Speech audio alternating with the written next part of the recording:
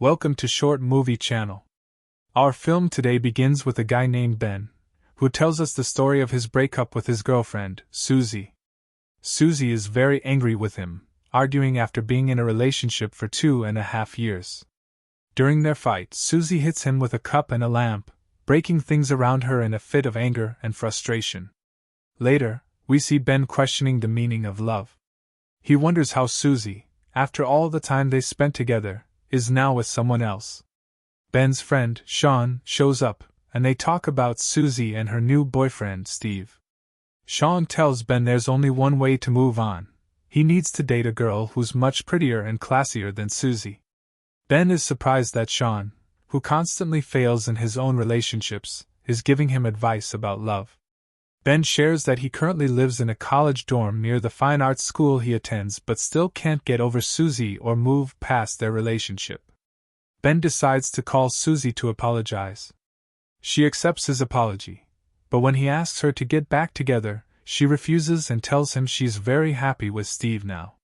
She then hangs up on him, leaving Ben shocked, unsure of what to do or how to react. All night, he stays up recalling their memories and looking at their photos together. Days go by, and Ben still can't return to his normal life or even sleep. All he thinks about are his memories with Susie. He starts reading his favorite books to fill the void and boredom that now consume his life, but even that doesn't help him forget her. One day, while shopping at a large store, Ben realizes he doesn't have enough money to pay for his items. That's when he decides to make use of his free time by getting a job. By chance, he sees a job advertisement at that same store and applies. He gets hired and starts working under a manager named Jinx, who quickly takes a liking to him. Ben soon notices that Jinx isn't a good guy. He bothers and harasses their coworker Sharon. While working, Ben remains distracted and unfocused, which annoys Jinx. Ben explains that everyone has their own way of passing time and dealing with boredom at work. For example, Sharon avoids looking at the clock while she's working. Ben also introduces us to his other coworkers, like Barry, who thinks he's bold and charming, and Matt, Barry's close friend, who always gets himself into embarrassing situations and is constantly punished by Jinx. Barry and Matt eagerly wait for the day Jinx takes a day off so they can race each other on scooters. But their bad luck gets the better of them when they crash into a shopping cart belonging to a woman, causing a huge mess. Days and weeks pass, and Ben is still stuck in the same state of sadness and confusion. He sees Susie everywhere, as if she's haunting him. He's torn between a past that won't leave him alone and a present he can't adapt to. Meanwhile, Barry and Matt continue to joke around and play as usual, while Jinx brags about his heroic stories to Sharon, pretending to be Adonis, the lover of Aphrodite. All this while Ben reaches his breaking point, feeling like time has stopped completely, and his life is stuck in place. Suddenly, Ben gains the ability to stop time and freeze everything around him, leaving him as the only one who can move freely. During this, he notices a very beautiful girl standing still in front of him, and he becomes captivated by her stunning beauty and femininity. Later, Ben moves the manager, Jinx, away from Sharon and places him between Barry and Matt, who are frozen in position as they throw milk cartons at each other. To restart time, Ben simply snaps his fingers. The next day, Sean visits Ben at his dorm, and they talk extensively about how Ben still can't get over Susie and how she continues to dominate his thoughts. Feeling bored by Sean's conversation, Ben decides to stop time again. At this point, Ben shares a flashback of his childhood friendship with Sean, showing them playing computer games together.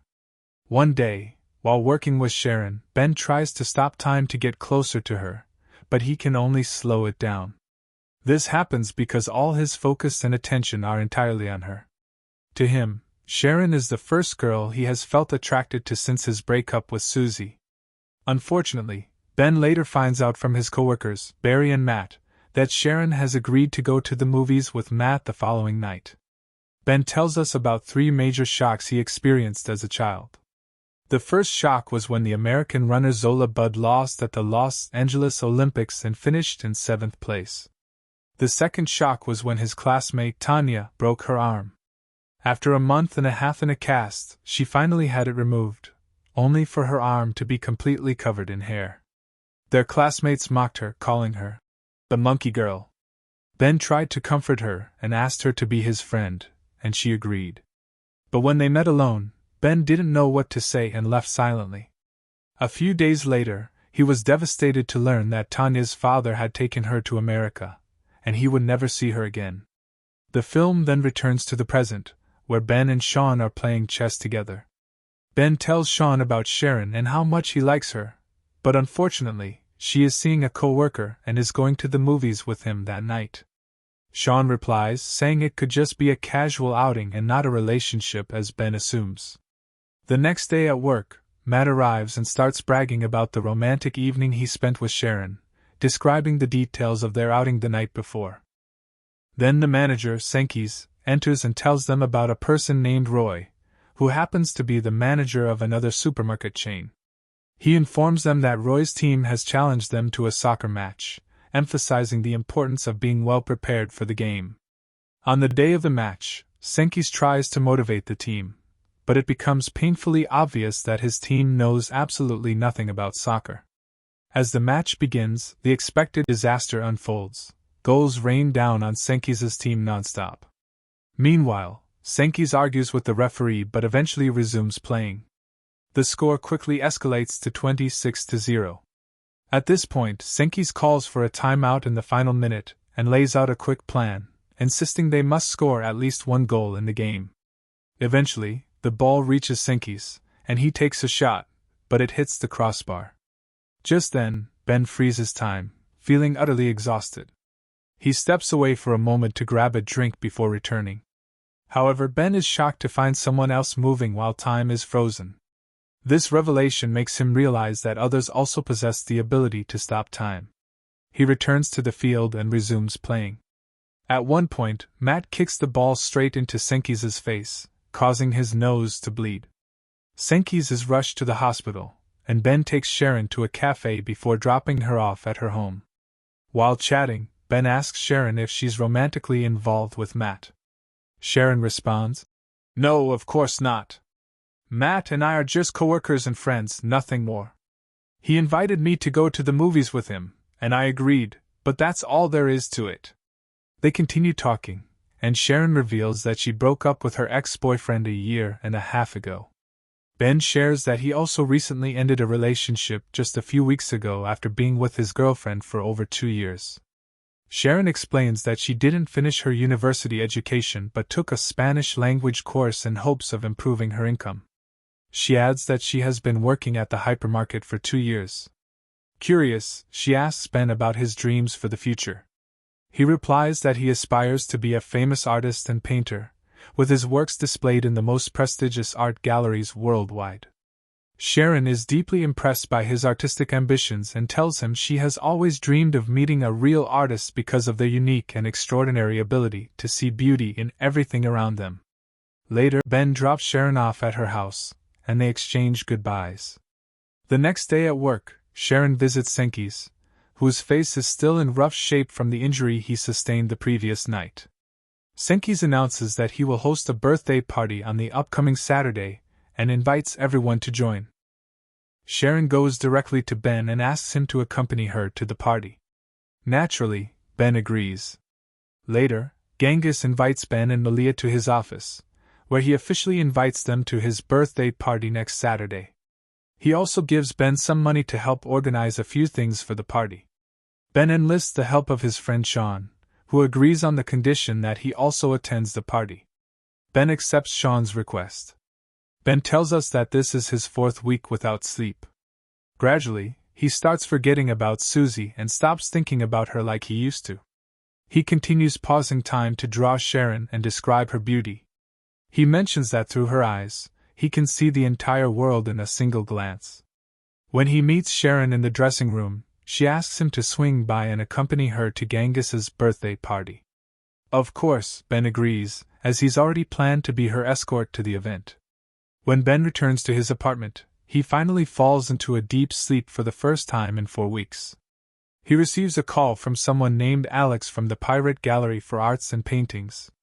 Alex tells Ben that he saw samples of his work at the university and wants to feature his artwork in an upcoming exhibition. Ben is overjoyed and can't believe his luck. They agree to meet the following Monday at 10 a.m. However, it's revealed that Matt was behind the call, and Barry had conspired with him to prank Ben. The film shows scenes of the two preparing the elaborate joke on Ben. Later, the scene shifts to preparations for Genghis's birthday party. At night, Ben goes to pick up Sharon so they can attend the event together. He compliments her, saying how beautiful she looks, and she responds with a kind remark. "You look great too." He tells her about the art gallery's invitation to showcase his paintings, and Sharon is thrilled for him, telling him he's on the path to success. They arrive at the party together, where Ben meets up with Sean and his girlfriend, Catherine, and introduces them to Sharon. The surprise of the evening comes when Ben encounters Susie at the party. She reveals that her current boyfriend, Steve, is none other than Genghis's brother. Susie can't seem to take her eyes off Ben throughout the party, fixating on him. After some time, Ben heads to the bathroom upstairs, and Susie follows him. She apologizes to him and gets closer. At this moment, Sharon sees them and storms out of the party, visibly angry at Ben. Although Ben rejects Susie's advances and walks away, the damage is done, and Sharon has left. Unaware of what happened, Ben freezes time and finds Sharon at the door as she's leaving. He tries to figure out what to do and what to say to Sharon after she witnessed the scene with Susie. He wishes he could rewind time to prevent what happened. When time resumes, he talks to Sharon, trying to explain that she misunderstood the situation. However, Sharon refuses to listen to his explanation or apology and leaves. Ben follows her home, repeatedly ringing her doorbell, desperate to clear up the misunderstanding. He assures her there's nothing between him and Susie anymore, but Sharon is furious and too upset to listen. She angrily slams the door on him. This sends Ben back into a state of sadness and despair, much like the one he experienced after breaking up with Susie. He takes his artwork and paintings to the gallery and meets the owner. The gallery owner informs him that they never contacted him and don't know anything about him. Ben realizes someone played a cruel prank on him.